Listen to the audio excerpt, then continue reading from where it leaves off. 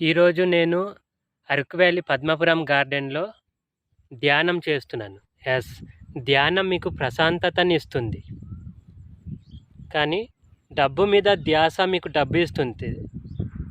ప్రశాంతత వేరు, ధ్యాస వేరు. ధ్యాస అంటే డబ్బు మీద ఎరుక కలిగి ఉండడం. ఎప్పుడైతే మీరు డబ్బు మీద ఎరుక కలిగి ఉంటారో మీ వద్దకు డబ్బు వచ్చి చేరుతుంది.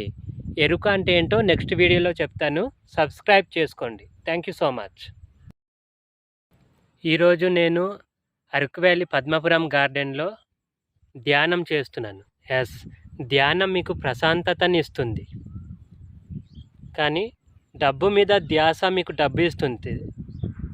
ప్రశాంతత వేరు, ధ్యాస వేరు. ధ్యాస అంటే డబ్బు మీద ఎరుక కలిగి ఉండడం. ఎప్పుడైతే మీరు డబ్బు మీద ఎరుక కలిగి ఉంటారో మీ వద్దకు డబ్బు వచ్చి చేరుతుంది. ఎరుక అంటే ఏంటో నెక్స్ట్ వీడియోలో చెప్తాను. సబ్స్క్రైబ్ చేసుకోండి. Thank you so much.